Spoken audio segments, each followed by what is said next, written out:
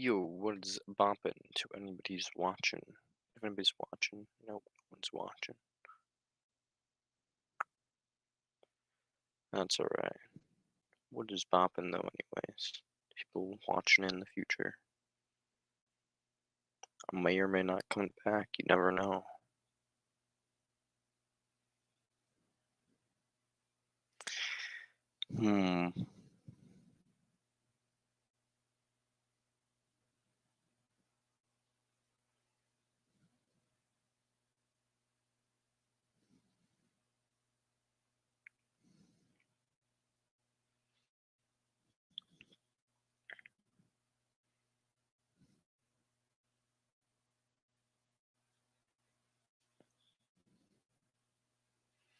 Yo, yo, yo, what's up, boy? Scott. Hey.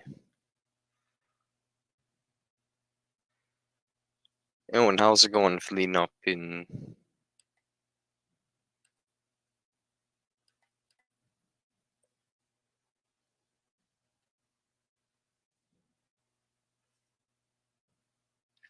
Snapchat would like to access your contacts. Sure thing, Snapchat. You can have all the information you want. Steal from me. Yo, Jamie, how's the shift going?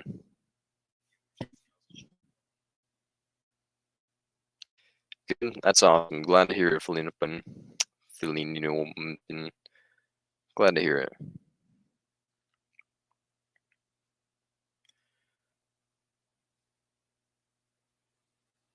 I'm watching a futility of prayer video. Futility of prayer. Is that a YouTuber or who is futility of prayer, or what is a futility of prayer? I mean, I think prayer is pretty futile, if that's what you mean. If you don't know how to pronounce my name, it's Fill in Open. Fill in Open. Fill in Open. Fill in Open. Fill in Open. Fill open. Okay. Fill in Open. Yeah. It's re-linked on Femiurge Destroyer channel. Oh, okay.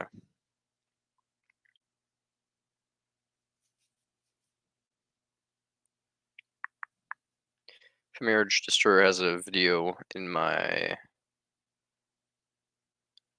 fucking, what's it called? Right here. Respond to. Talking about this video? This is the anti-nihilist informant, and I was brought into hell without my consent. By hell, I don't mean a mystical place in the underworld. I refer to the life that I'm living now as hell. The purpose of this channel is... Luna, get out of my room. Faith healing. Great topic for tonight's discussion. Christendom video. Oh, okay. Here we go.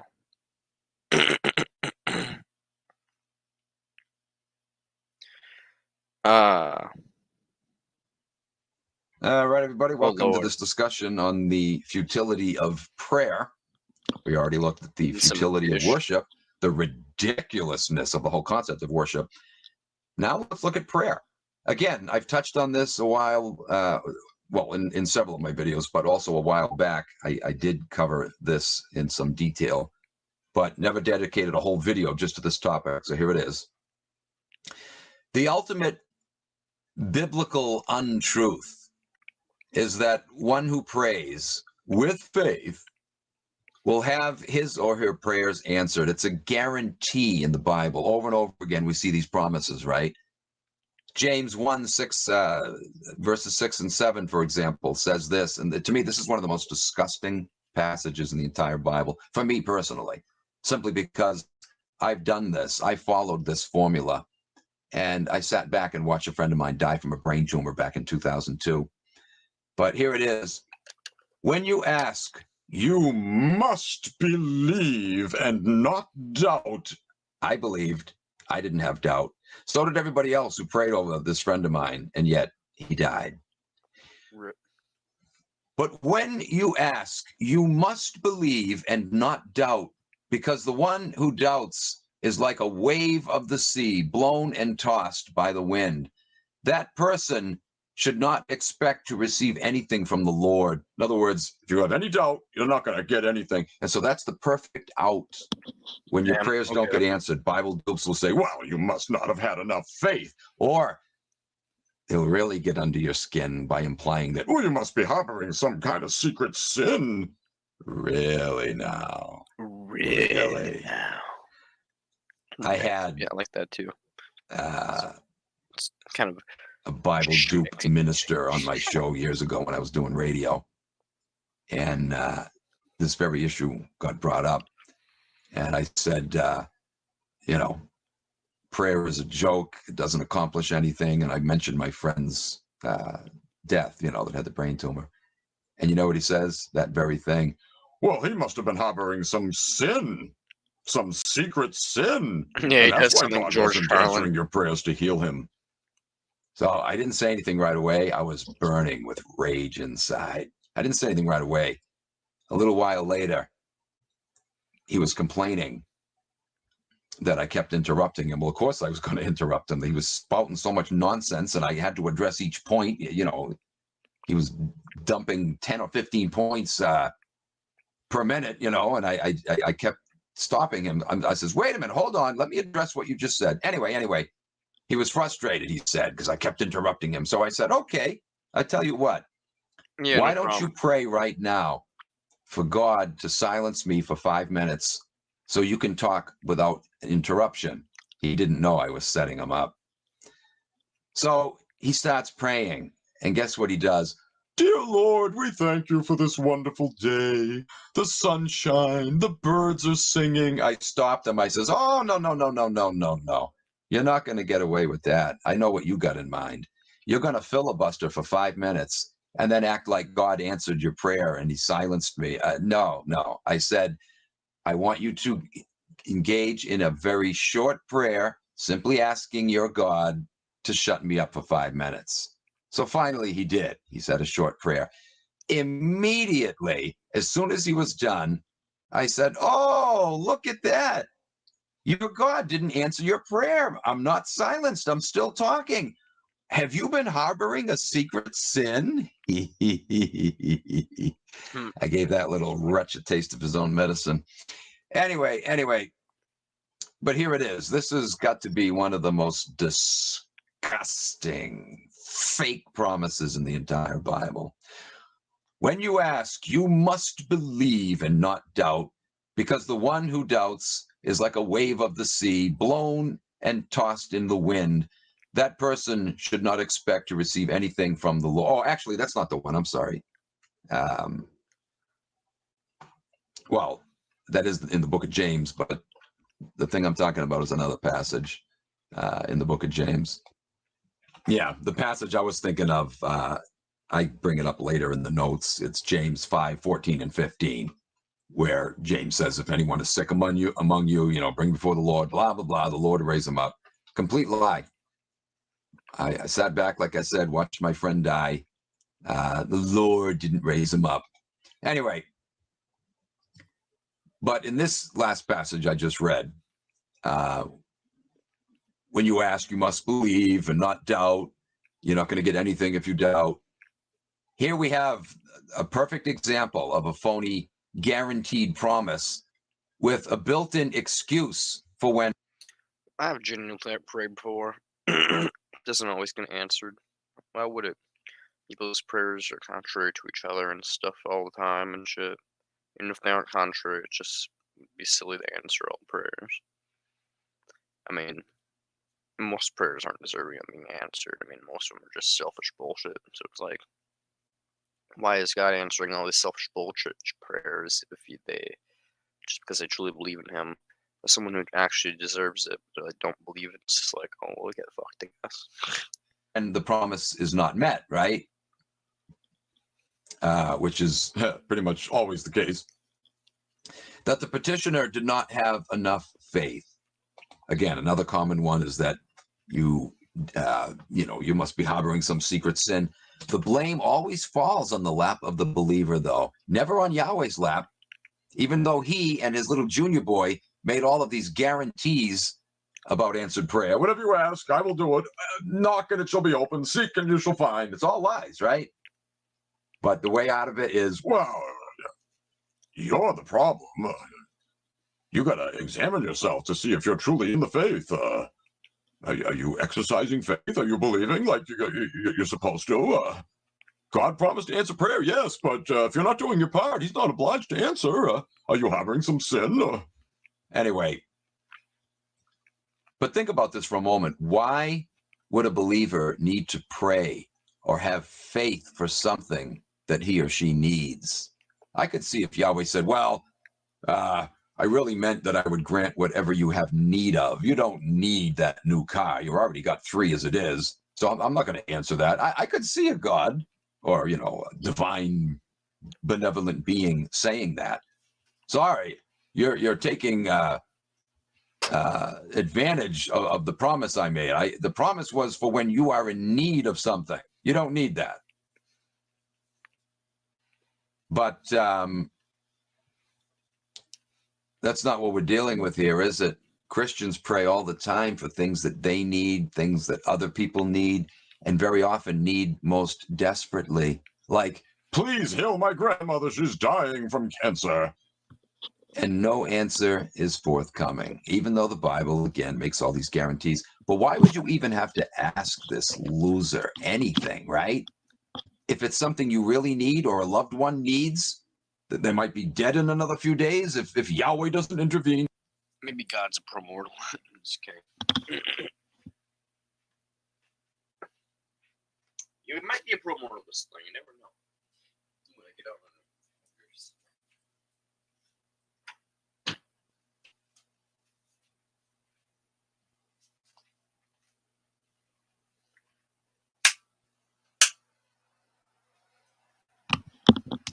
You've had your snack, Luna.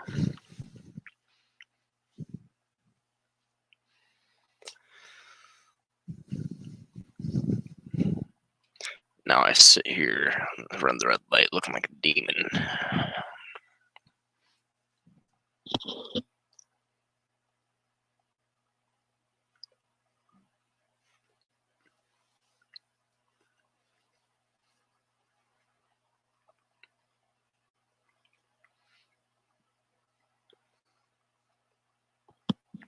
Is it actually blinding, guys? It doesn't seem like to be that bright, though. I mean, unless it's like nighttime for you, then your phone, like whole fired phone's just like blaring red light at you, I guess. But it's way more bright for me.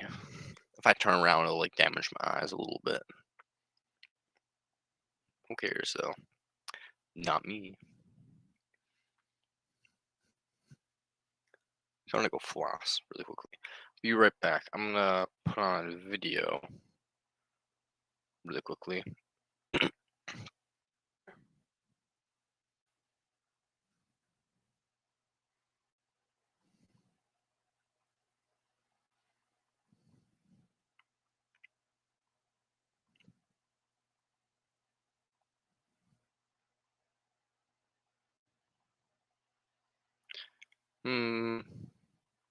Not much out there on the internet. Death, pessimism, and God. I'd like to say a big thank you to my paid patrons and subscribers for making all this work possible. And if you'd like to support Omitics, just keep everything running or gain access to some exclusive content, please find links in the description below. Otherwise, please enjoy. So, Thun, thanks very much for joining us on Hermetics Podcast. Thank you, James. It's an honor for me to be here. We are going to be discussing the work of Philip Meinlander. Now, this is a philosopher that so many people have been asking me to discuss, and it's a philosopher who is notoriously difficult to find anything in translation. So a lot of my reading, majority of my reading, has been from a translation of Meinlander's sort of understood as his magnum opus, I believe, Philosophy of Redemption. And this translation is by someone who just goes by the title Yu Hunter. And it's not fully translated. So there's going to be a lot of ignorance on my part, because there's only so much I can get my hands on. But whoever that person is, thank you very much for the work that you're putting in. And other people, I think in the West now, and especially English speaking, if you've come across the work of Mindlander, it's going to be likely from Thomas Ligotti's The Conspiracy Against the Human Race, which also figures Chiron and Schopenhauer and all these pessimistic thinkers with a part on Mindlander. So that's who we're going to be talking about. It's going to be probably a very depressing, maybe might be redemptive discussion. Yes. Who knows? So if you're having a good day, go listen to something else. If you want to wallow, join us. But before we start, Raul, just tell us a little bit about yourself and where your interest in Mindlander started. So I'm actually not a philosopher, but I work in IT. And I don't know when, probably a couple of years ago, I read Schopenhauer's work, and it made a deep impression on me. And I was looking for philosophers that were in the Schopenhauerian school, so to say. And I discovered some stuff about Mindlander, but it was a bit mysterious because there was not much out there on the internet. So I started, going through the antiquarians online, the secondhand bookshops, and I found this collected works for an extortionate price. But I bought them and I read them. Sure, they're expensive. During the big lockdown when COVID first happened. And many people don't notice, but Mindlander is not just a philosopher, but also a poet, a playwright, and a novelist. So I was quite surprised to read all this stuff. And he's quite something, I have to say. Mm-hmm. So. Well, we'll delve to Mark's work. I mean, I'm interested, obviously we'll delve into it in a little bit, but I'm interested as your answer to the medics question, because, as you say, you're not a philosopher, there's nothing wrong with that. Many of these figures are almost better approach when you're not trained in that sense. You don't end up sort of pigeonholing them, seeing them in a certain way. You can place thinkers living or dead to a room and listening on the conversation. Mindlander's already there. Who do you pick? Right. So my first choice is vibz. He's not a philosopher, but he's a famous illustrator. He lived in the 19th century, was a contemporary Mindlander. He did many illustrations for classics like Verlaine, Baudelaire, Jules Amédée Barbe-d'Aurevilly, the whole decadent movement. And the interesting thing is that he has many overlapping themes with Mindlander, like death, metaphysics, sex, all those kind of things. But for him, there's also a lot of humor because, as we all know, Mindlander's a pessimist. Drops, he's a bit more lively.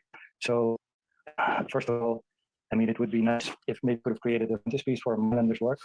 It would be interesting to in the conversation. Mm-hmm. Now, the second one is called Duprel. Duprel because you did an episode on Rico. Mm-hmm. The first thing that would be interesting would be for Carl Duprel to maybe analyze Mindlander's poetry a little bit. But Duprel has some very interesting thoughts about what he calls the transcendent subject. Mm-hmm. Or transcendental subject. And he believes that before we're alive, there's this will, which manifests itself as love and brings together our parents and for the purpose of being born. Now, why did it put him in the room of Mindlanders? Because Mindlander believed himself to be a child of intramarital rape.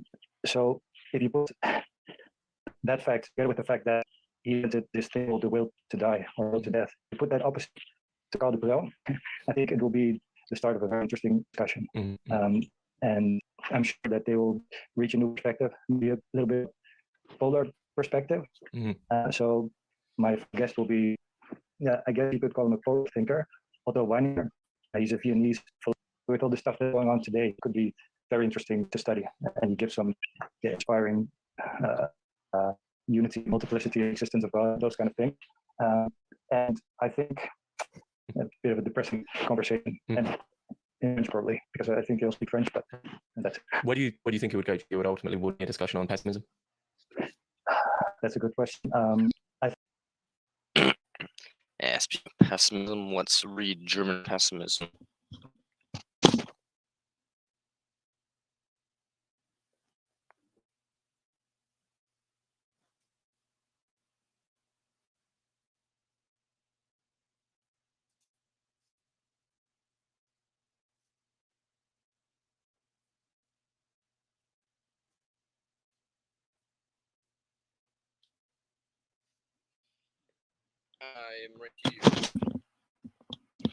I am right here, my boy. I was just grabbing a book. Pessimism and German philosophy, whatever the fuck it's called. And we are going to go to page...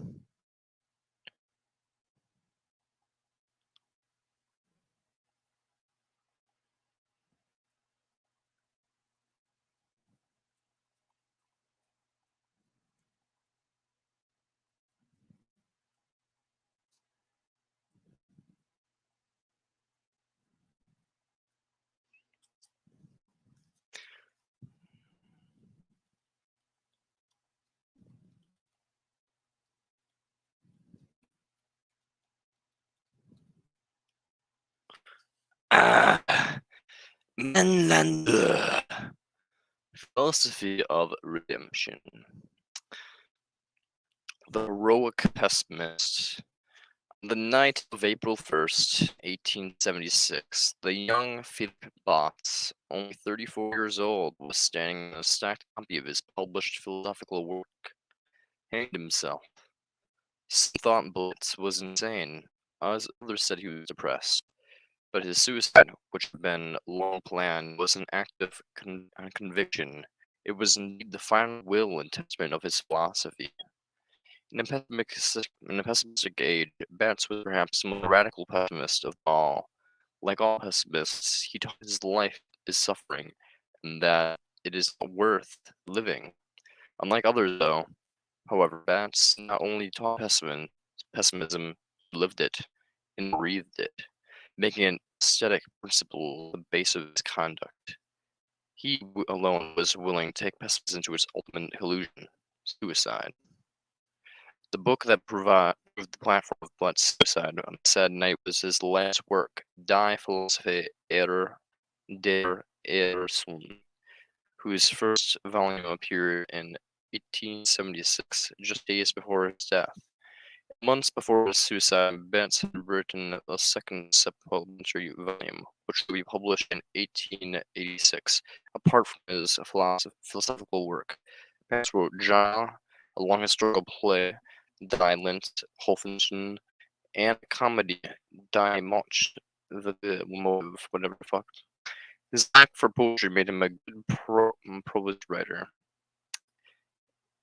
Philosophy of Redemption is an Eurosonic masterpiece. It is a exposition of complete worldview, containing an epistemology, metaphysics, aesthetics, physics, ethics, and politics. All these elements of the book supports underlying gospel that salvation from the misery of life is only in death, which is nothingness.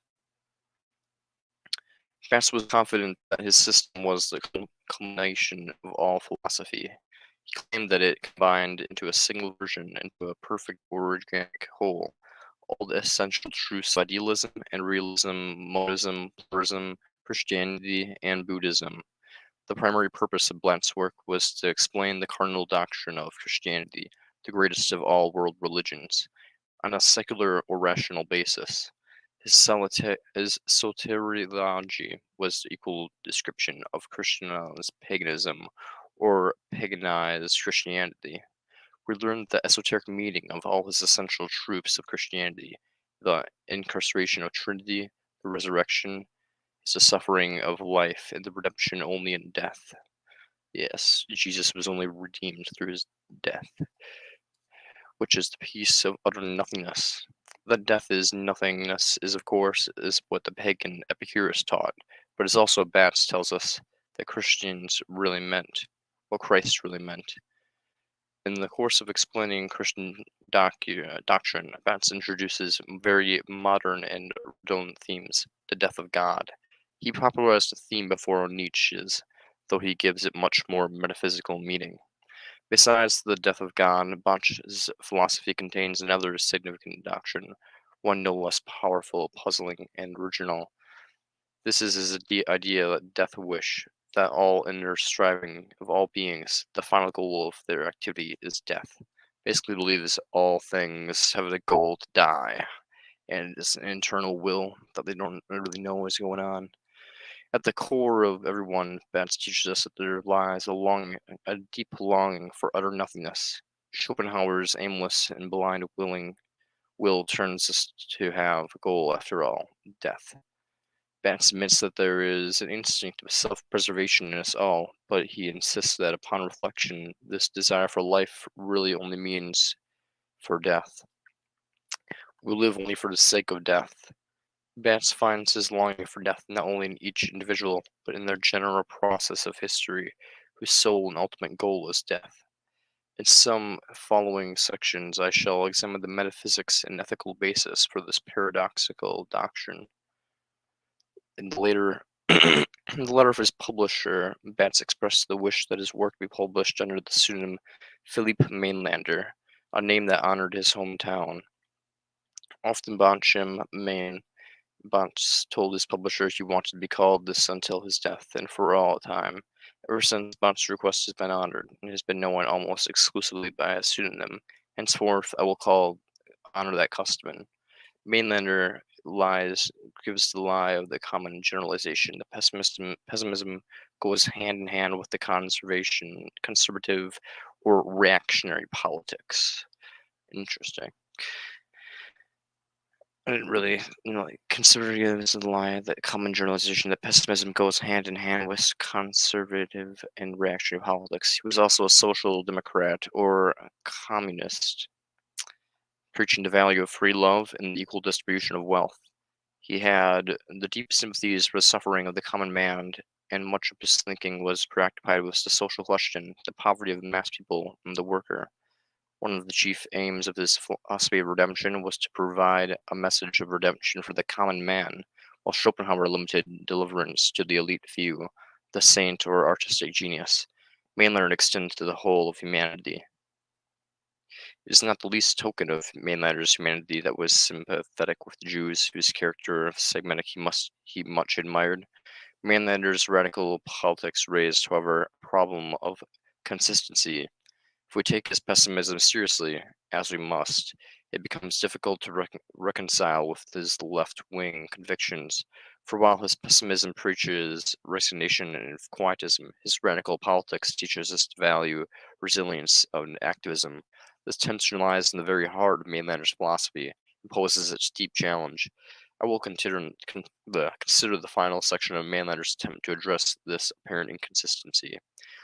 The task of the following chapter is to provide the introduction to the basis of Mainlander's philosophy, the study of which later undergo a renaissance. It is a mistake to underestimate Mainlander as a philosopher, as Nietzsche once had. Mainlander not only makes penetrating criticisms of Kant and Schopenhauer, but he also creates a coherent and original worldview. His interpretations of traditional Christian doctrine, which not historically accurate, are interesting in their own right, as attempts to rehabilitate them from modern perspective. Few philosophers thought with as much passion as Mainlander, and few attempt to live as completely and honestly according to their philosophy. We must pay him a true tribute. Mainlander was a heroic pessimist, the only one willing to live and die by his convictions. End of chapter 1. Start of chapter 2. Life and philosophical education. That sounds really fucking boring. Okay.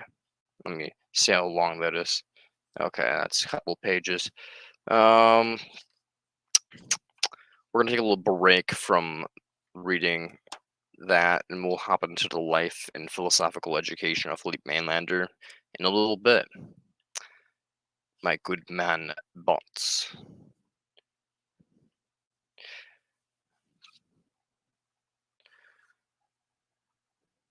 But yeah, we're learning all about German pessimism tonight, baby.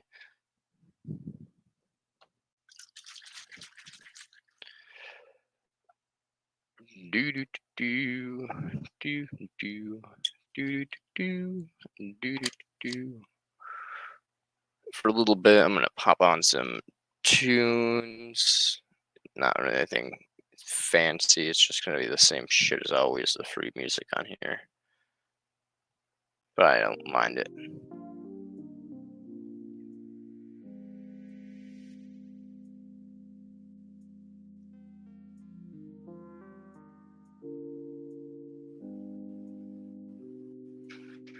Let's take a gander at Wombo Dreamer. See if they upgraded Wombo yet for the PC.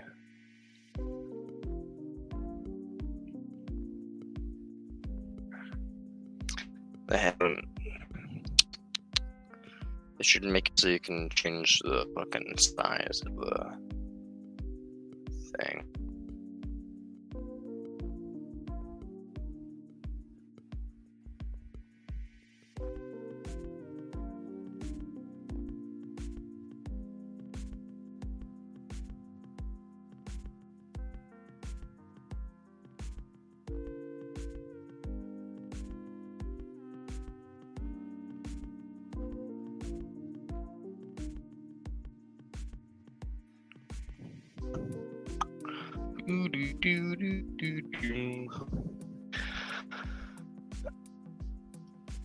Sometimes I forget that I wanted to be an EMT one day. I wanted to be an EMT guy just because if I'd be a wrong, the person who wanted to kill people would save lives. Now I'm glad I'm not an EMT. It would be unethical to be an EMT. And two, it just suck ass being an EMT. Glad I'm not an EMT.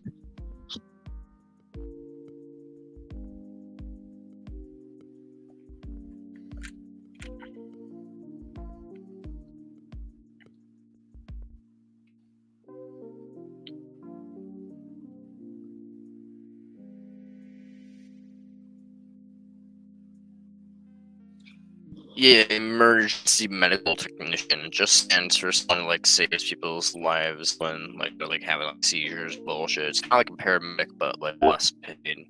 I was also essentially gonna go for paramedic afterwards, after I got my EMT thing, but I was like, you want to like that, man. But yeah, moral of the story is if you want to become an emergency medical technician, be prepared to go through hell. So if you're planning to be an EMT, don't, It's my warning.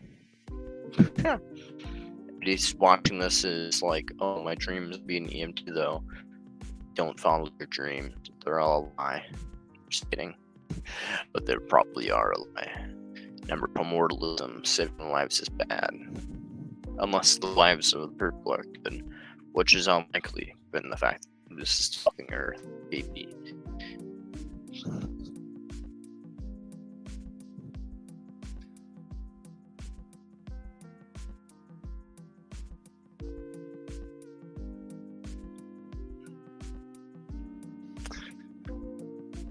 It's a long, long way to Bossing Sea.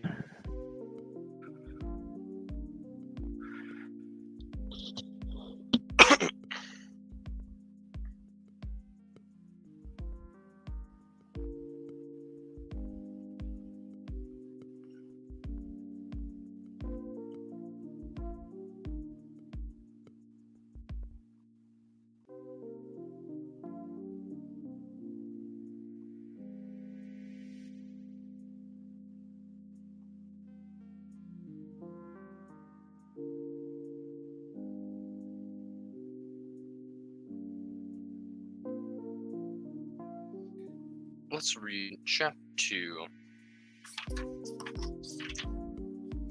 Chapter 2. Mainlander's death brought to an end a remarkable career, one filled with a passionate devotion to the life of the spirit. He was born on October 5th, 1841. The youngest son of a wealthy bourgeoisie family. From 1848 to 1856. I'm gonna turn off the fucking music. I just realized music's still going. As I was saying, from 1848 to 1856, Mainlander attended the Real School in Offenbach, and then attended the school in Dresden. Mainlander never went to university and was self-taught in literature and philosophy. Based. Such an education gave his thinking not only its simplicity but also its originality. After finishing business school in 1858, He went to work in various trades in Italy, cringe, where he lived for 5 years. The Italian years were the happiest of his life. Oh, fair enough, I guess. Mainlander learned Italian, wrote poetry, and read Italian literature. Sounds lovely, very spaghetti-ish. In 1863, he was called home to Germany, to the motherland. Just kidding, doesn't actually say to the motherland, to take over his father's factory. But the work did not suit him, and he longed to escape. He dreamed of a romantic life as a Prussian soldier. I don't know if that's very romantic, Mainlander, but fair enough.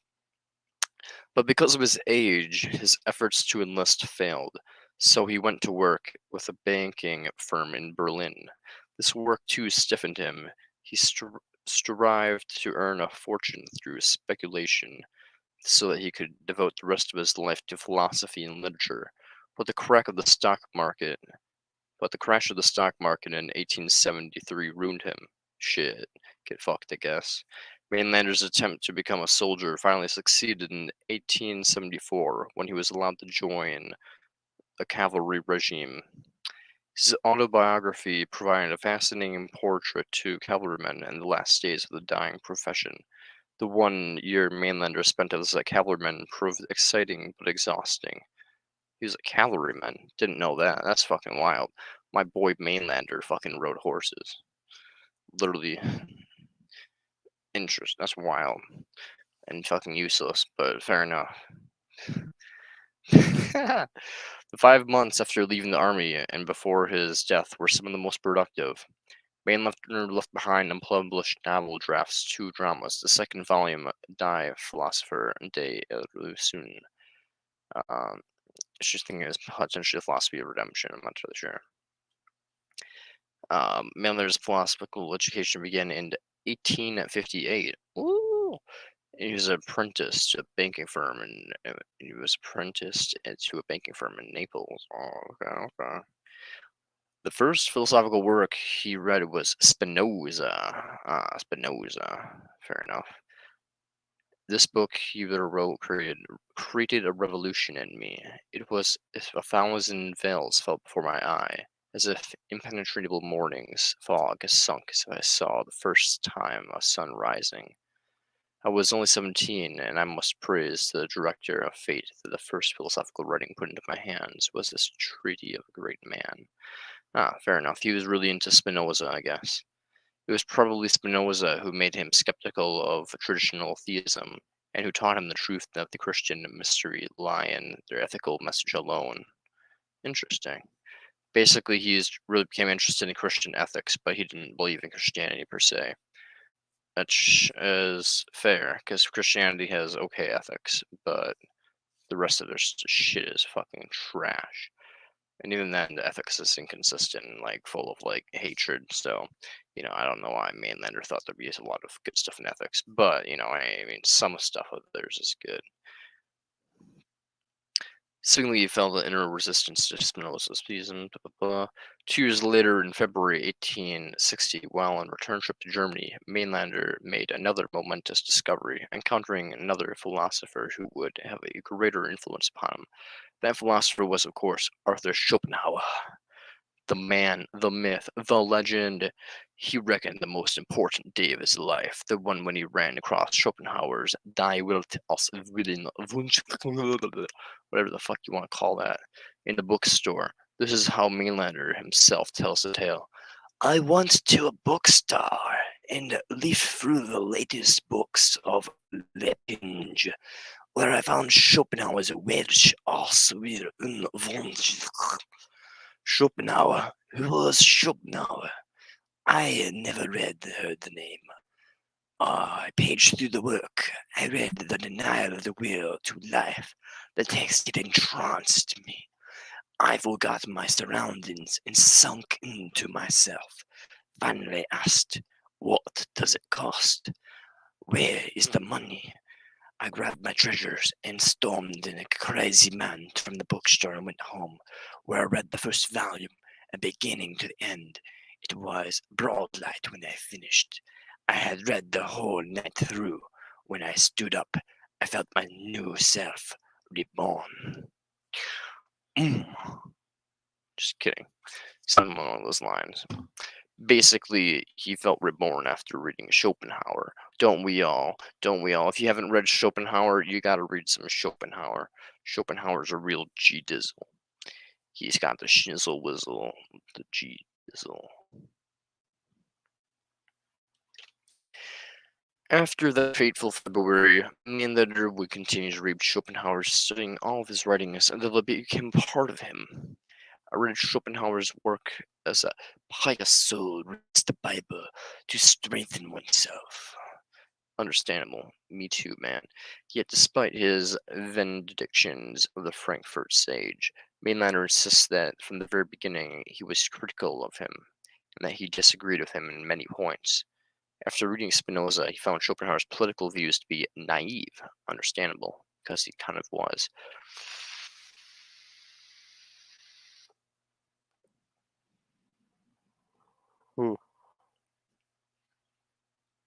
Furthermore, he already doubted that Schopenhauer's half-monism. These early doubts would eventually surface into his later philosophy. Mainlander was slow, however, in articulating them. It was only in 1865, after the trauma of his mother's death, that he began to commit to the paper. From his critique of Schopenhauer, he later wrote, he could see, through only a glass darkly, the outlines of his chief work. I don't know what that means, but fair enough. Given that Mainlander's philosophy grew out of the critique of Schopenhauer, he would be aware to reducing him down to a mere disciple or apostle. Mainlander accepts two of Schopenhauer's cardinal doctrines, that the will is the thing in itself, and that life consists in suffering, so that nothing is better than being. That life consists in suffering, so that nothingness is better than being. But he departs from the central doctrine of Schopenhauer's metaphysics and ethics, his transcendental idealism. The theory of the external world consists only in our representation, his monism, the postulate of cosmic will that exists in all individual wills, and the theist, the criterion of moral consistent self-actual actions. The beginning of the Franco-Prussian War and blah blah had a powerful effect on Mainlander. My boy, war never changes. Not only did it arouse his patriotism, it also inspired his philosophy. The feelings of the war aroused in my breast, he wrote, were the birth pangs of my philosophy of redemption. But the path of conception to execution is often a long one, and so was in the Mainlander's case. Starting in June 1872, he wrote 3 months the first draft of his system, and after reading Kant and Schopenhauer, he wrote in the next 4 months the second draft. It was only in the summer of 1874, before beginning his year of military service, that he finished the final draft, which had now grown enormous in size, many times its original length. After finishing the work, he filled with elegant foreboding. This is how he described his feelings. I felt serene that I had forged a good sword, but at the same time I felt the cold dreaded me. For starting on the course more dangerous than any other philosopher before me, I attacked giants and dragons, everything existing, holy and honorable, in state of science, God and monster, of the infinite on the species, the power of nature in the modern state. In my stark naked atheism, I validated only the individual and egoism. Nevertheless, above them both lay the splendor and the profound unity of God, the Holy Spirit, the greatest and significant of the three divine beings. Yes, it lay, brooding with wings of the dove, over the only real thing in the world, the individual and its egoism, until all was extinguished in eternal peace and absolute nothingness. Beautiful. Beautiful, indeed. Nevertheless, above them all, the splendor and pure world unity of God, the Holy Spirit. Having finally finished his masterpiece and having said all he wanted to say, Mandler felt empty and exhausted. His mission accomplished, his life was closed. What better time to end it all? Basically, he wrote his book, The Philosophy of Redemption, and then he hung himself. to be fair, war sucks ass, you know, and your dreams to be a fucking soldier, and then you get become a soldier, you know, your dream is kind of like, dang, that kind of sucks. I'd end my life too. Yo, what up?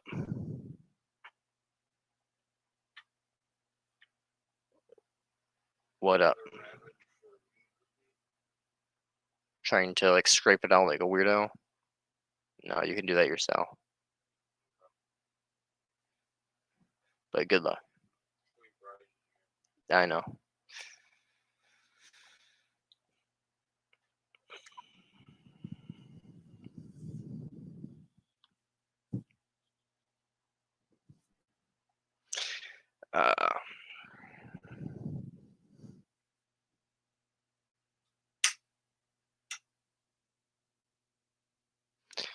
We're gonna flip the light on. We're gonna continue reading.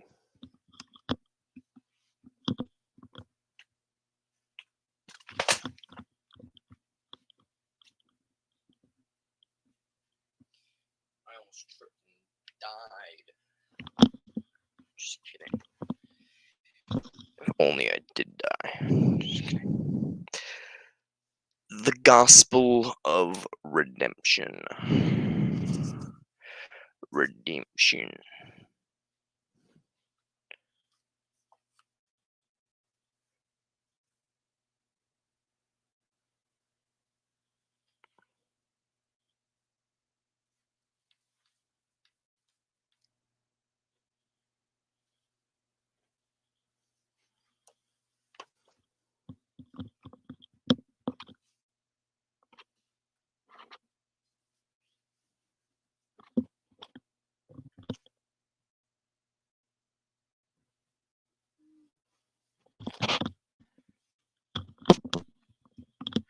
20 minutes left to take my antipsychotics. Oh, okay.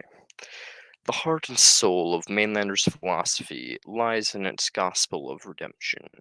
That gospel is very simple and can be summarized in two propositions: that redemption or deliverance. What happened? Nothing. I just tripped, my dude. And now I'm done with my red therapy light lamp for a little moment. Anyways, as I was saying, the redemption or deliverance comes from only with death, and two, that death consists in nothingness, complete annihilation. All of mainlanders' philosophy is devoted to the explanation and defense of this gospel. Oh, that's a cool thing. Let's see. Fundamental to mainlanders' gospel is Schopenhauer's pessimism, with few revelations. Mainlanders endorses Schopenhauer's bleak doctrine. He accepts his central thesis that nothing is better than being, that nothingness is better than being, that existence is worse than non-existence, and he proves the justification for it, that life is suffering. If we calculate all the pleasure and pain in his life, we would find on balance the pain vastly outweighs the pleasures. This fundamental fact about human existence, is the primacy of suffering, the preponderance of pain over pleasure, means that we stand in need of redemption, of some form of deliverance.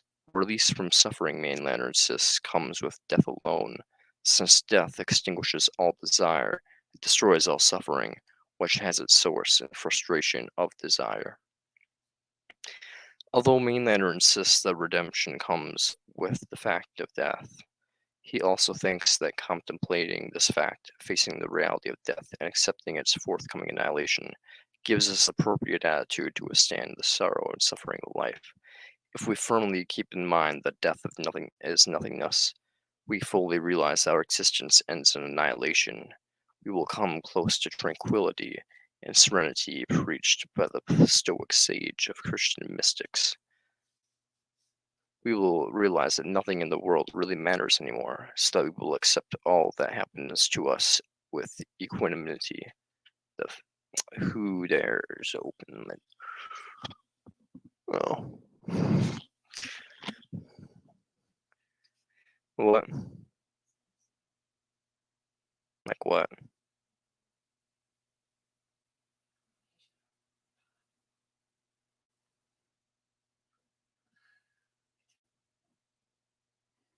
Fair enough.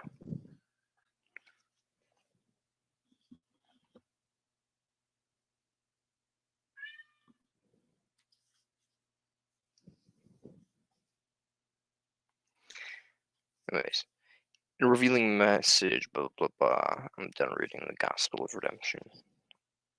We're gonna read more of it tomorrow. Actually, no, we're gonna finish the rest of the Gospel of Redemption. Fuck it. Although Mainlander insists that redemption is a gay, Omaji the cat, where is he? Marco, where'd you go?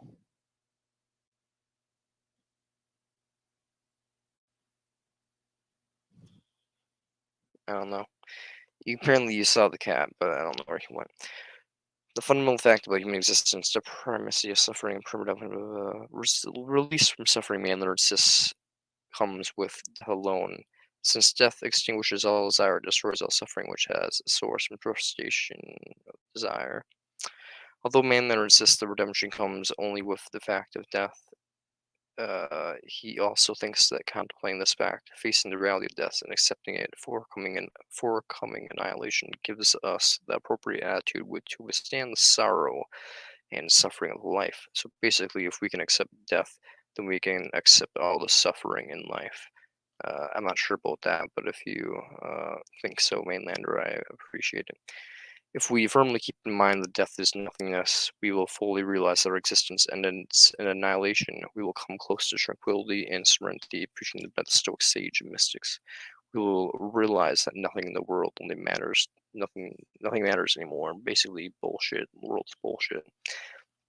So we'll accept all that happens to us with equanimity. We'll just accept everything, man. We'll just be like Stoics, like, yeah, man, knife in the palm, really do be.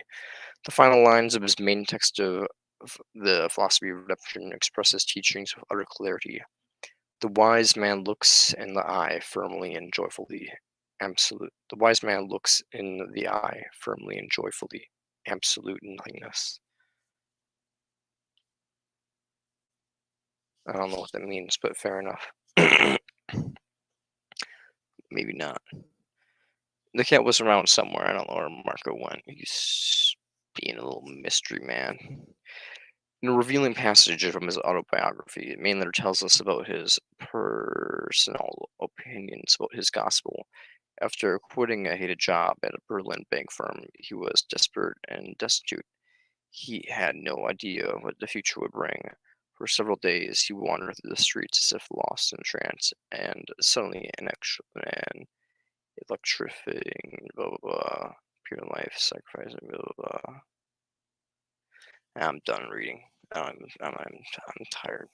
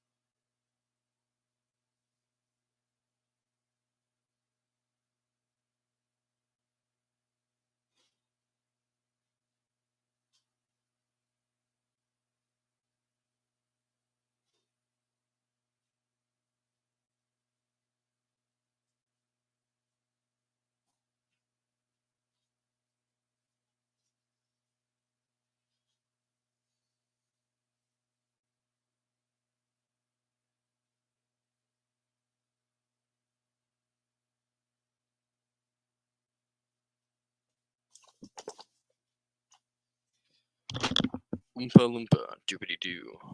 What's going on? My little crew. I don't know.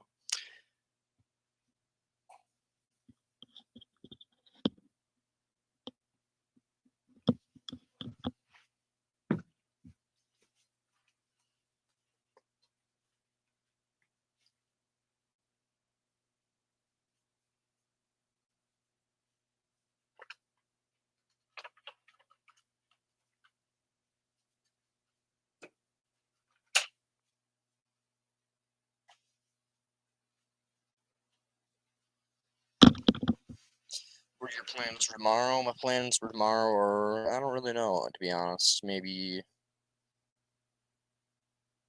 what am I going to do now? I don't know.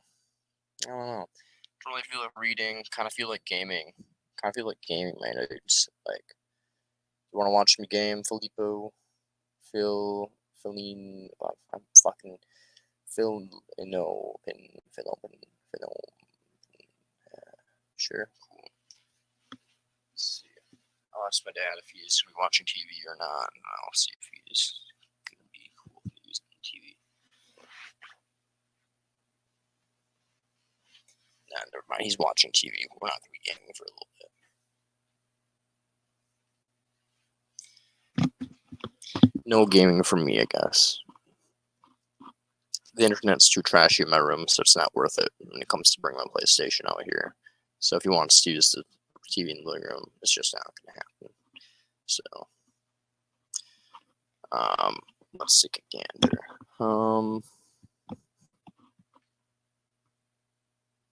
Yeah, we could just, like, talk about philosophy and stuff, I guess. You believe in free will. We're not going to do free will. Free will is fucking too bullshit and too easy. No one believes in free will these days.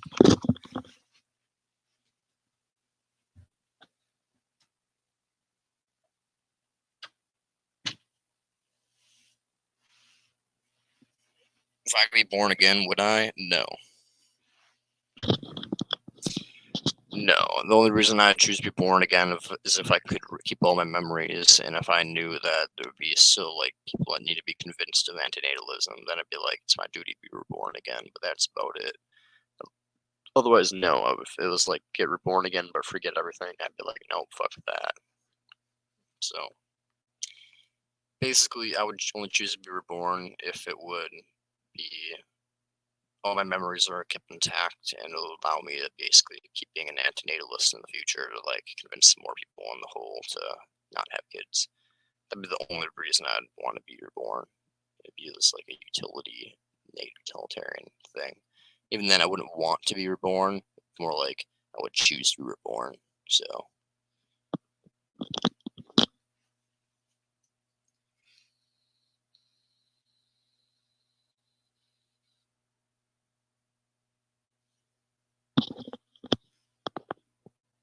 Nah, bro, I'm only going to do it to help other people. I don't care about my own mistakes. My mistakes can't be corrected. What's been done is done. You can never correct it. What's been done. A mistake is a mistake and will never be undone.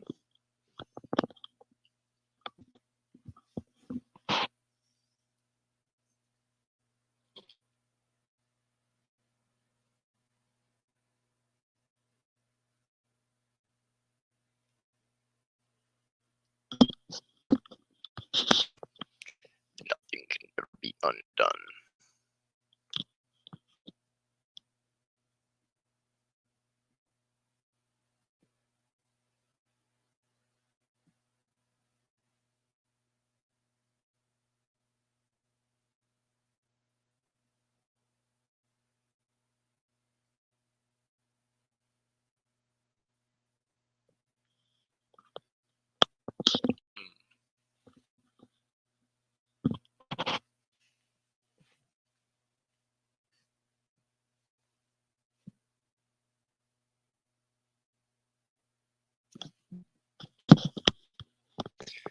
You know,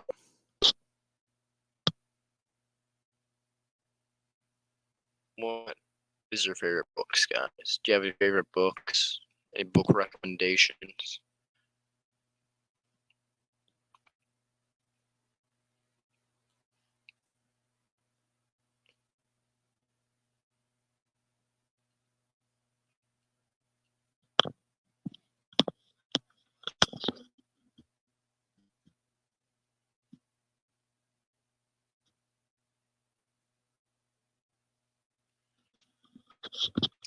You're not big in reading? No, that's fair. Do you like audiobooks? If you like to listen to things, you should get into audiobooks. Audiobooks are a good way to get into things. If you like creepypastas, you'll like audiobooks. Like creepypastas at all or no?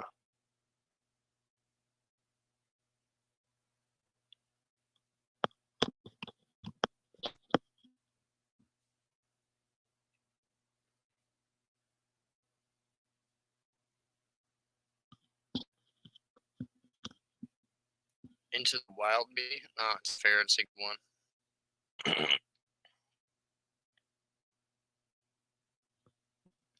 You can read like, oh no, we're gonna read a book. We're gonna listen to an audiobook, guys. It's in the public domain, I'm pretty sure. So Gucci. Let's listen to an audio.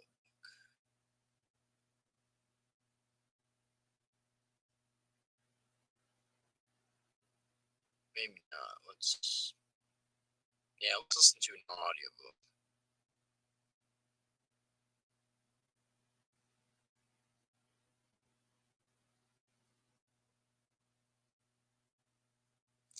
We're all gonna get woke in this bitch.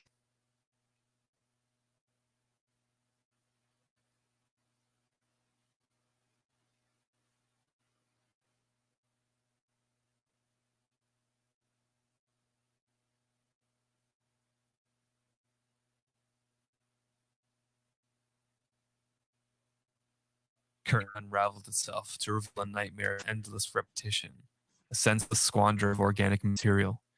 The suffering of human billions makes and has been expelled from paradise. He is mighty in the near world, but curses his might as purchased with his harmony of I surrender. The Last Messiah by Peter Russell Zappa. One night, in long bygone times, man awoke and saw himself. He saw that he was naked under cosmos, homeless in his own body.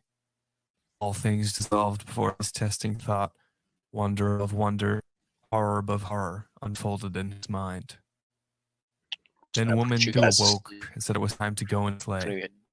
He fetched bow and arrow, a fruit of the marriage of spirit and hand, and went outside beneath the stars. But as the beasts arrived at their water holes where he expected them of habit, he felt no more the tiger's bound in his blood, but a great psalm about the brotherhood of suffering between everything alive. That day he did not return with prey, and they found him the next moon. He was sitting dead by the waterhole. 2. Whatever happened? A breach in the very unity of life, biological paradox, an abomination, an absurdity, an exaggeration of disastrous nature. Life had overshot its target, blowing itself apart. A species had been armed too heavily, by spirit made almighty without, but equally a menace to its own well-being. Its weapon was like a sword without hilt or plate, a two-edged blade cleaving everything. But he who is to wield it must grasp the blade and turn one edge toward himself. Despite his new eyes, man was still rooted in matter. His soul spun into it and subordinated to its blind laws. And yet he could see matter as a stranger, compare himself to all phenomena, see through and locate his vital processes. He comes to nature as an unbidden guest, in vain extending his arms to beg conciliation with his maker. Nature answers no more. It performed a miracle with man, but later did not know him. He has lost his right of residence in the universe, has eaten from the tree of knowledge, and has been expelled from paradise. He is mighty in the near world, but curses his might as purchased with his harmony of soul, his innocence, his inner peace, life's embrace. So there he stands with his visions, betrayed by the universe, in wonder and fear. The beast knew fear as well in thunderstorms and on the lion's claw. Man became fearful of life itself, indeed of his very being. Life was for the beast to feel the play of power. It was heat and games and strife and hunger, and at last to bow before the law, of course. In the beast's suffering is self-confined. In man, it knocks holes into a fear of the world and despair of life. Even as the child sets out on a river of life, the roars from the waterfall of death rise highly above the veil, ever closer, and tearing at its joy. Man beholds the earth, and it is breathing like a great lung. Whenever it exhales, delightful life swarms from all its pores and reaches out toward the sun. But when it inhales, a moan of rupture passes through the multitude, and corpses whip the ground like bouts of hail. Not merely his own day could he see. The graveyards wrung themselves before his gaze. The laments of sunken millennia wailed against him, and from the ghastly decaying shapes, the earth turned dreams of mothers. Future's curtain unraveled itself to reveal a nightmare of endless repetition, a senseless squander of organic material. The suffering of human billions makes its entrance into him through the gateway of compassion. From all that happens arises a laughter to mock the demand for justice, his profoundest ordering principle.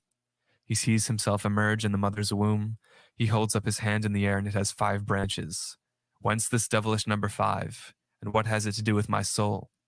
He is no longer obvious to himself. He touches his body in utter horror. This is you, and so far do you extend, and no farther. He carries a meal within him. Yesterday it was a beast that could itself dash around. Now I suck it up and make it part of me. And where do I begin and end? All things chain together in causes and effects, and everything he wants to grasp dissolves before the testing thought. Soon he sees mechanics, even in the so far whole and dear, in the smile of his beloved. There are other smiles as well, a torn boot with toes. Eventually the features of things are featured only of himself. Nothing exists without himself. Every line points back to him. The world is but a ghostly echo of his voice. He leaps up loudly dreaming and wants to disgorge himself onto the earth, along with his impure meal. He feels the looming of madness and wants to find death before losing even such ability. But as he stands before imminent death, he grasps its nature also, and the cosmic import You of his could use some step more stone. singing. You're His definitely creative right. imagination constructs new, fearful prospects behind the curtain of death, and he sees that even there is no sanctuary found. And now he can discern the outline of his biological cosmic terms. He is the universe's helpless captive, kept to fall into nameless possibilities. From this moment on, he is in a state of relentless panic. Such feeling of cosmic panic is pivotal to every human mind. Indeed, the race appears destined to perish insofar as any effective preservation and continuation of life is ruled out when all of the individual's attention and energy goes to endure or relay the catastrophic high tension within. The tragedy of a species becoming unfit for life by over-evolving ability is not confined to humankind. Thus it is thought, for instance, certain deer in paleontological times succumbed as they acquired overly horns. The mutations must be considered blind. They work, thrown forth, without any contact of interest with their environment. In depressive states, the mind may be seen in the image of such an antler, in all its fantastic splendor, pinning its bearer to the ground. 3. Why, then, has mankind not long ago gone extinct during the epidemic of madness? Why do only a fairly minor number of individuals perish because they fail to endure the strain of living, because cognition gives them more than they can carry? Cultural history, as well as observation of ourselves and others, allow the following answer. Most people look to save themselves by artificially limiting the content of consciousness. If the giant deer at suitable intervals had broken off the outer spears of its antlers, it might have kept going for somewhat longer. Yet in fever and constant pain, indeed in betrayal of its central idea, the core of its peculiarity, was vocated at creation's hand to be the horn bearer of wild animals. What it gained in continuance, it would lose in significance, in grandness of life. In other words, a continuance without hope, a march not up to formation, but forth across its ever-recreated ruins, self-destructive race against the sacred will is of in blood. the audio list category. The identity, purpose, we're not gonna do nourishment that. is, for giant deer and man alike, the tragic paradox of life. In devoted Beijahung, the last service giganticus bore the badge of its lineage to its end. The human being saves itself and carries on. It performs, to extend a settled phrase, a more or less self-conscious repression of its damaging surplus of consciousness. This process is virtually constant during our waking and active hours, and is a requirement of social adaptability and of everything commonly referred to as healthy and normal living.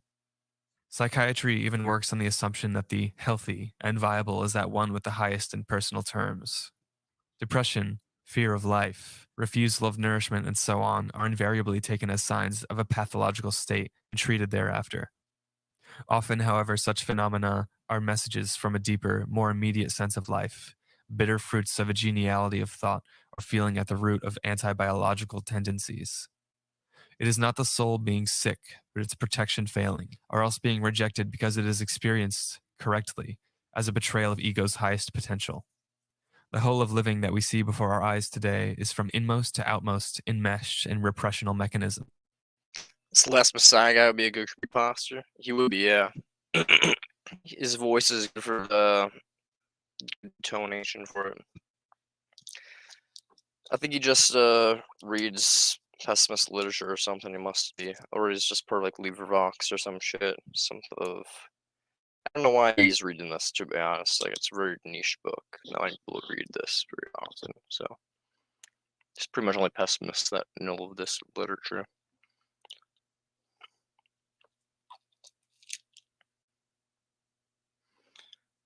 Taking my antipsychotic. Social and individual. They can be traced right into the tritest formulas of everyday life. Though they take on a vast and multifarious variety of forms, it seems legitimate to at least identify 4 major kinds, naturally occurring in every possible combination: isolation, anchoring, distraction, and sublimation. By isolation, I here mean a fully arbitrary dismissal from consciousness of all disturbing and destructive thought and feeling. Angstrom, one should not think, it is just confusing. A perfect and almost brutalizing variant is found among certain physicians who, for self-protection, will only see the technical aspect of their profession. It can also decay to pure hooliganism, as among petty thugs and medical students, where any sensitivity to the tragic side of life is eradicated by violent means, football played with cadaver heads, and so on. In everyday interaction, isolation is manifested in a general code of mutual silence, primarily toward children, so these are not at once scared senseless by the life they have just begun, but retain their illusions until they can afford to lose them. In return, children are not to bother the adults with untimely reminders of sex, toilets, or death.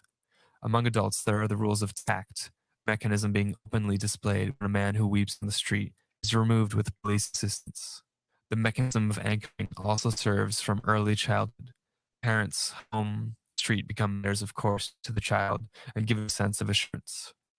This sphere of experience is the first, and perhaps the happiest, protection against the cosmos that we ever get to know in life. The fact that doubtless also explains the much debated infantile bonding. The question of whether that is sexually tainted too is unimportant here. When the child later discovers that those fixed points are as arbitrary and ephemeral as any others, it has a crisis of confusion and anxiety, and promptly looks around for another anchoring. In autumn, I will attend middle school. If the substitution somehow fails, then the crisis may take a fatal course, or else what I will call an anchoring spasm occurs. One clings to the values, concealing as well as possible from oneself and others the fact that they are unworkable, that one is spiritually insolvent. The result is lasting insecurity, feelings of inferiority, overcompensation, restlessness. Insofar as the state falls into certain categories, it's made subject to psychoanalytic treatment, which aims to complete the transition to new anchorings. Anchoring might be characterized as a fixation of points within, or construction of walls around, the liquid prey of consciousness. Though typically unconscious, it may also be fully conscious. One adopts a goal. Publicly useful anchorings are met with sympathy. He sacrifices himself totally for his anchoring, the firm, the cause, the idolized. He has established a mighty bulwark against the dissolution of life, and others are by suggestion gaining from his strength. In a brutalized form as deliberate action, it is found among decadent playboys. One should get married in time, and then the restraints will come of themselves. This one establishes a necessity in one's life, exposing oneself to an obvious evil from one's point of view, but as soothing the nerves, a high-walled container for a sensibility to life that has been growing increasingly crude. Ibsen presents in Hjalmar Ekdal and Malvik flowering causes, living lies. There is no difference between their anchoring and that of the pillars of society, except for the practico-economic unproductiveness of the former. Any culture is a great rounded system of anchorings, built on foundational firmaments, the basic cultural ideas. The average person may do with the collective firmaments. Personality is building for himself. The person of character has finished his construction, more or less grounded on the inherited collective main firmaments: God, the church, the state, morality, fate, the laws of life, the people, the future. The closer to main firmaments a certain carrying element is, the more perilous it is to touch. Here, direct protection is normally established by means of penal codes and threats of prosecution, inquisition, censorship, the conservative approach to life. Carrying capacity of each segment either depends on its fictitious nature, having not been seen through yet, or else on its being recognized as necessary anyway. Hence the religious education in schools, which even atheists support because they know no other way to bring children into social ways of response. Whenever people realize the fictitiousness or redundancy of the segments, they will strive to replace them with new ones, the limited duration of truths. And whence flows all the spiritual and cultural strife which, along with economic competition, forms the dynamic content of world history. The craving for material goods, power, is not so much due to the direct pleasures of wealth, as none can be seated on more than one chair or eat himself more than sated. Rather, the value of a fortune to life consists in the rich opportunities for anchoring and distraction offered to the owner. Both for collective and individual anchorings it holds when a segment breaks, there is a crisis that is graver the closer the segment is to main firmaments. Within the inner circles, sheltered by the outer ramparts, such crises are daily and fairly pain-free occurrences, disappointments. Even a playing anchoring values is here seen, wittiness, jargon, alcohol. But during such play one may accidentally rip a hole from euphoric to macabre.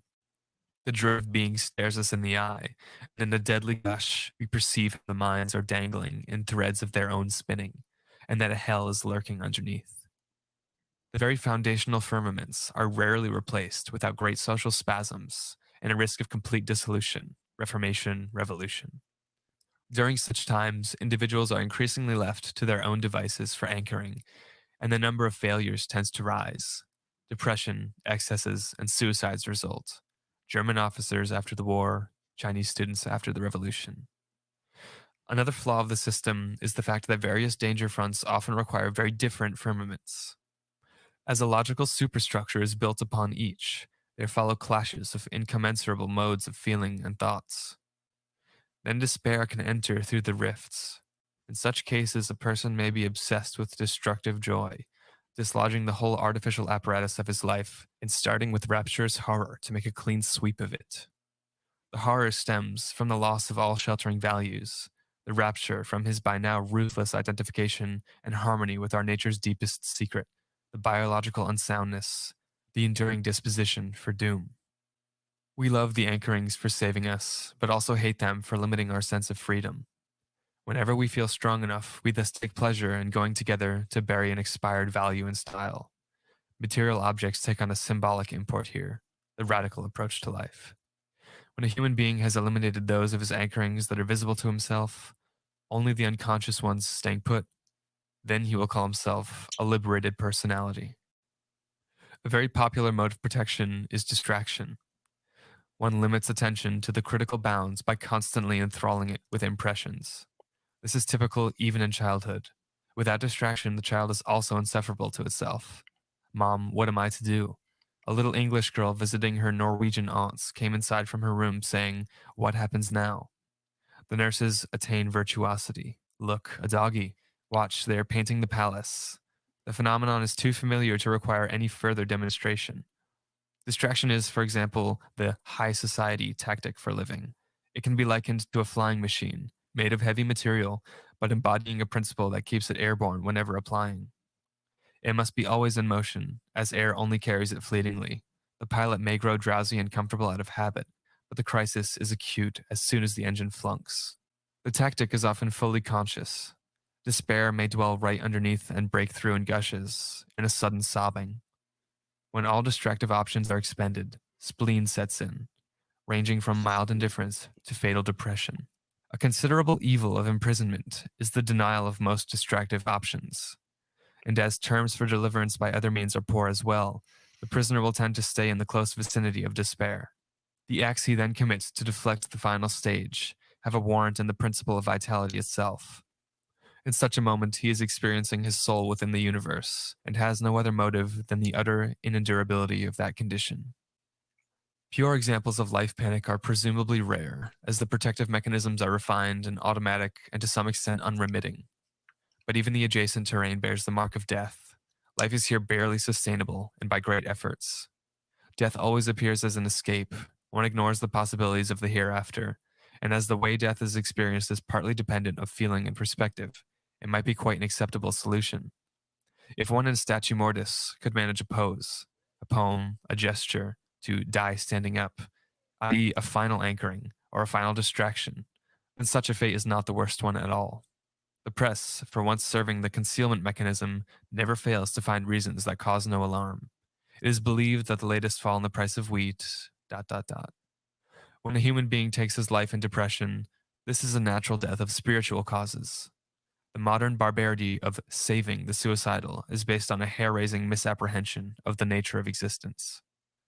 Only a limited part of humanity can make do with mere changes, whether in work, social life, or entertainment. The cultured person demands connections, lines, and a progression in the changes. Nothing finite satisfies at length. One is ever proceeding, gathering knowledge, making a career. The phenomenon is known as yearning, or transcendental tendency. Whenever a goal is reached, the yearning moves on. Hence, its object is not the goal, but the very attainment of it. The gradient, not the absolute height, of the curve representing one's life. The promotion from private to corporal may give a more valuable experience than the one from colonel to general. Any grounds of progressive optimism are removed by this major psychological law. The human yearning is not merely marked by a striving toward, but equally by an escape from. If we use the word in a religious sense, only the latter description fits. From here, none has yet been clear about what he is longing away from, namely the earthly vale of tears, one's own endurable condition. If awareness of this predicament is the deepest stratum of the soul, as argued above, then it is also understandable why the religious yearning is felt and experienced as fundamental. By contrast, the hope that it forms a divine criterion, which harbors a promise of its own fulfillment, is placed in a truly melancholy light by these considerations. The fourth remedy against panic, sublimation, is a matter of transformation rather than repression. Through stylistic or artistic gifts, can the very pain of living at times be converted into valuable experiences? Positive impulses engage the evil and put it to their own ends, fastening onto its pictorial, dramatic, heroic, lyric, or even comic aspects. Unless the worst sting of suffering is blunted by other means or denied control of the mind, such utilization is unlikely, however. Image: the mountaineer does not enjoy his view of the abyss while choking with vertigo. Only when this feeling is more or less overcome does he enjoy it. Anchored. To write a tragedy, one must to some extent free oneself from, betray, the very feeling of tragedy and regard it from an outer, e.g. aesthetic, point of view. Here is, by the way, an opportunity for the wildest round dancing through ever higher ironic levels, into a most embarrassing circulus vitiosus. Here one can chase one's ego across numerous habitats, enjoying the capacity of the various layers of consciousness to dispel one another. The present essay is a typical attempt at sublimation. The author does not suffer. He is filling pages and is going to be published in a journal. The martyrdom of lonely ladies also shows a kind of sublimation. They gain in significance thereby. Nevertheless, sublimation appears to be the rarest of the protective means mentioned here. 4. Is it possible for primitive natures to renounce these cramps and cavorts and live in harmony with themselves in the serene bliss of labor and love? Insofar as they may be considered human at all, I think the answer must be no. The strongest claim to be made about the so-called peoples of nature is that they are somewhat closer to the wonderful biological ideal than we unnatural people. And when even we have so far been able to save a majority through every storm, we have been assisted by the sides of our nature that are just modestly or moderately developed. This positive basis, as protection alone cannot create life, only hinder its faltering, must be sought in the naturally adapted deployment of the energy in the body and the biologically helpful parts of the soul, subject to such hardships as are precisely due to sensory limitations, bodily frailty, and the need to do work for life and love. And just in this finite land of bliss, within the fronts, do the progressing civilization, technology, and standardization have such a debasing influence. For as an ever-growing fraction of the cognitive faculties retire from the game against the environment, there is a rising spiritual unemployment. The value of a technical advance to the whole undertaking of life must be judged by its contribution to the human opportunity for spiritual occupation. Though boundaries are blurry, perhaps the first tools for cutting might be mentioned as a case of positive invention. Other technical inventions enrich only the life of the inventor himself. They represent a gross and ruthless theft from humankind's common reserve of experience and should invoke the harshest punishment if made public against the veto of censorship. One such a crime among numerous others is the use of flying machines to explore uncharted land. In a single vandalistic glob, one thus destroys lush opportunities for experience that could benefit many if each, by effort, obtained his fair share. The current phase of life's chronic fever is particularly tainted by this circumstance. The absence of naturally, biologically based spiritual activity shows up, for example, in the pervasive recourse to distraction, entertainment, sport, radio, the rhythm of the times. Terms for anchoring are not as favorable. All the inherited collective systems of anchoring are punctured by criticism and anxiety, disgust, confusion, despair leak in through the rifts. Corpses in the cargo. Communism and psychoanalysis, however incommensurable otherwise, both attempt, as communism has also a spiritual reflection, by novel means to vary the old escape anew, applying respectively violence and guile to make humans biologically fit by ensnaring their critical surplus of cognition. The idea in either case is uncannily logical, but again, it cannot yield a final solution. Though a deliberate degeneration to a more viable nadir may certainly save the species in the short run, it will by its nature be unable to find peace in such resignation, or indeed find any peace at all. 5. If we continue these considerations to the bitter end, then the conclusion is not in doubt. As long as humankind recklessly proceeds in the fateful delusion of being biologically fated for triumph, nothing essential will change. As its numbers mount and the spiritual atmosphere thickens, the techniques of protection must assume an increasingly brutal character, and humans will persist in dreaming of salvation in affirmation and a new Messiah. Yet when many saviors have been nailed to trees and stoned on the city squares, then the last Messiah shall come. Then will appear the man who, as the first of all, has dared strip his soul naked and submit it alive to the outmost thought of the lineage, the very idea of doom. A man who has fathomed life and its cosmic ground, and whose pain is the earth's collective pain. With what furious screams shall not mobs of all nations cry out for his thousandfold death, when like a cloth his voice encloses the globe, and the strange message has resounded for the first and last time. Quote, "The life of the worlds is a roaring river, but earth's is a pond and a backwater. The sign of doom is written on your brows. How long will ye kick against the pinpricks? But there is one conquest and one crown, one redemption and one solution. Know yourselves. Be infertile, and let the earth be silent after you." Unquote. And when he has spoken, they will pour themselves over him, led by the pacifier makers and the midwives, and bury him in their fingernails. He is the last Messiah. As son from father, he stems from the archer by the waterhole. EM Siren. A short EM history of the Siren. title. Trans 6 hours and 28 minutes of Siran. Yeah, we're not going to listen to that. There you go, Max. I imagine you're the one person on Facebook who's listening to me. Glad you tuned in for this little Last Messiah gathering. Fun stuff as usual. This channel always listen to the greatest of audiobooks and greatest of literature. So.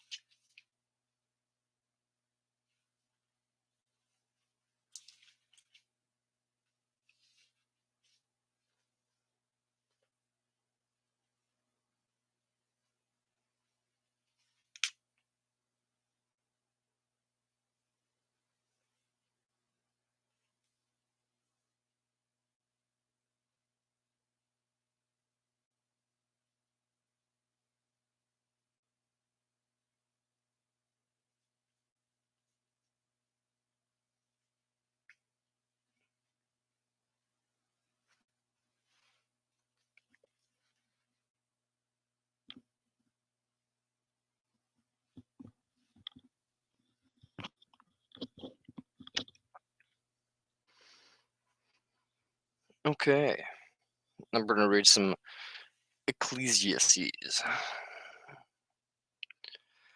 The word of the teacher, the son of David, king of Jerusalem. Vanity of vanities, says the teacher. Vanity of vanities. All is vanity. What do people gain from all the toil at which they toil under the sun? A generation goes, and a generation comes, but the earth remains forever. The sun rises, and the sun goes down, and hurries to the place where it rises.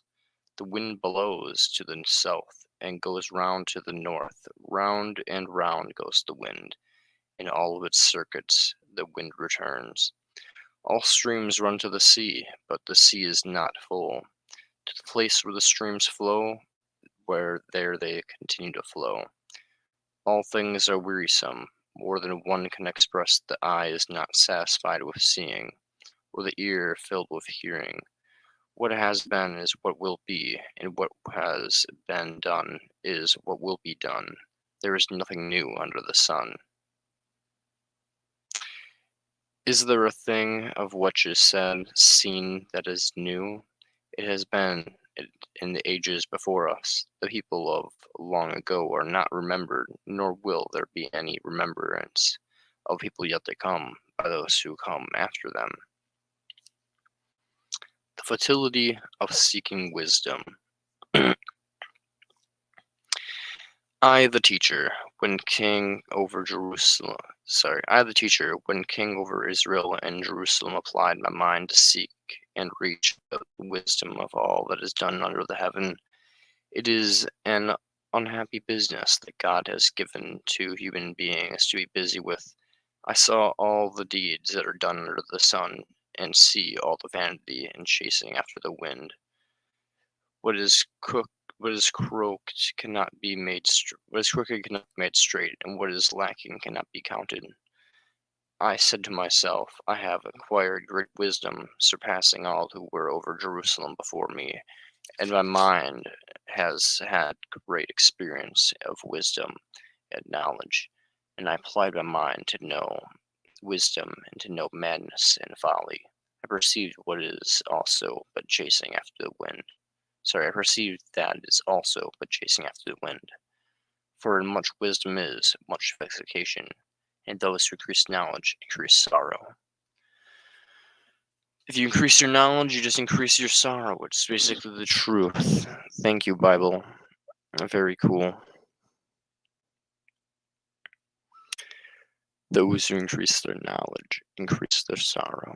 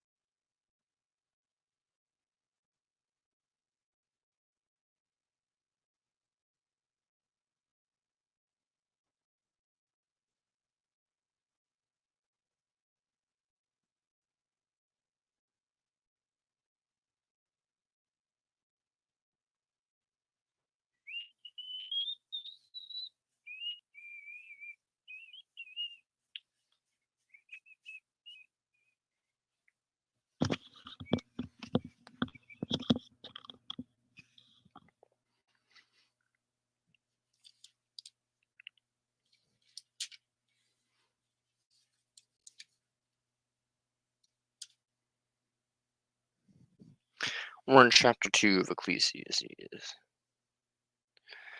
there's 12 chapters, so I said we read one chapter a night.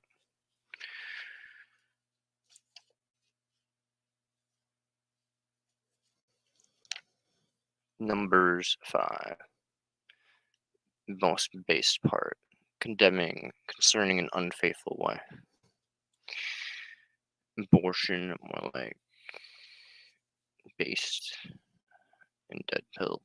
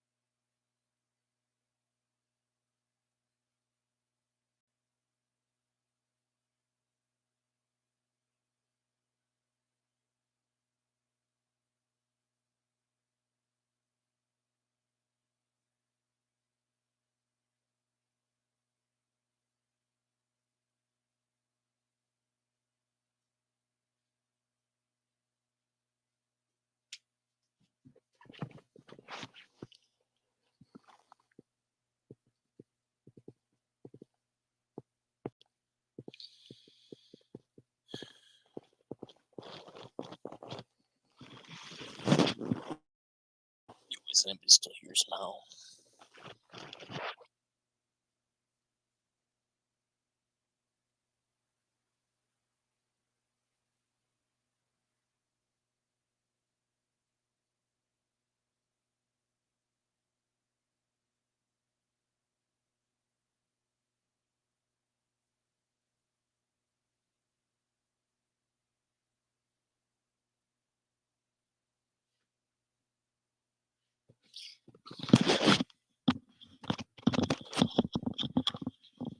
Oh, hi. How's it going? Let's see.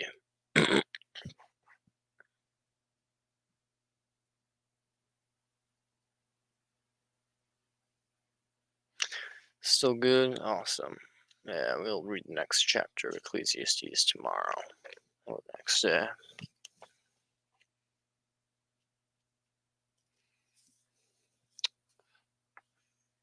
So, where did you go?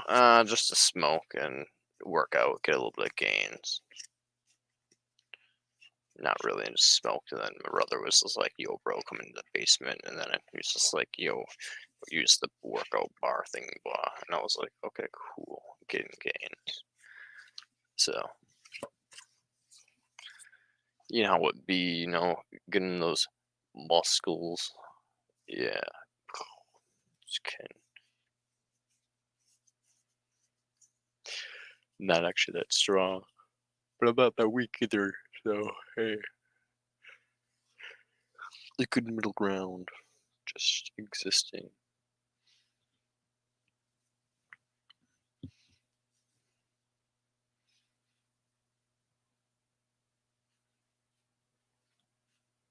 Same. Hell yeah, my dude.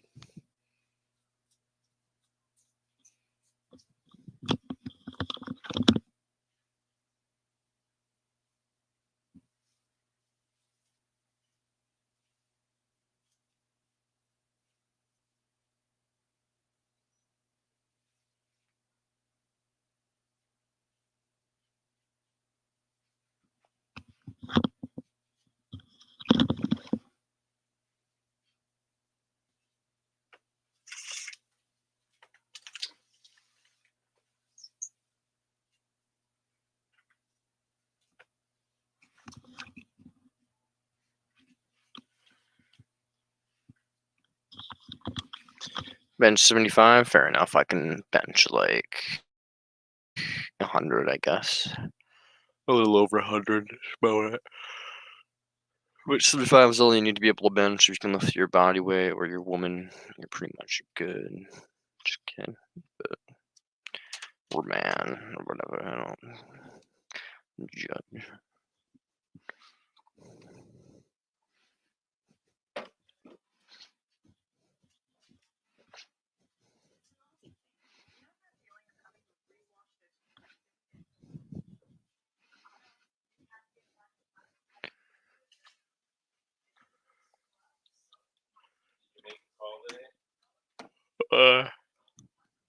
Do you, the credit union?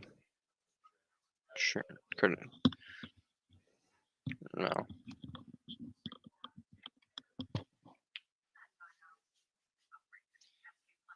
fact, I'm gonna set an alarm on my phone right now. Just so I remember that thing.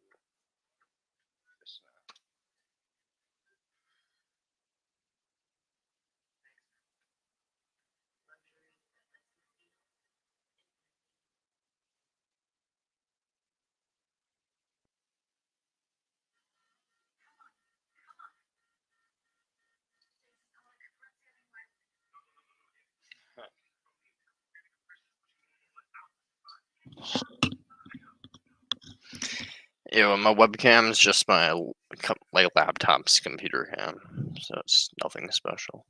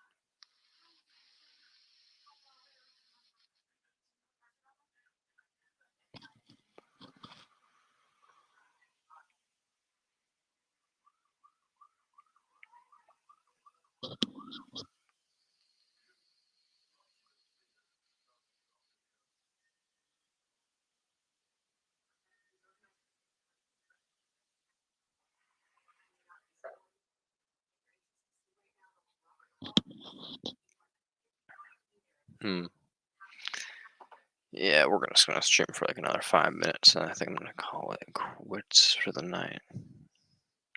At least for now. Fuck it, I'm actually just gonna call it quits now.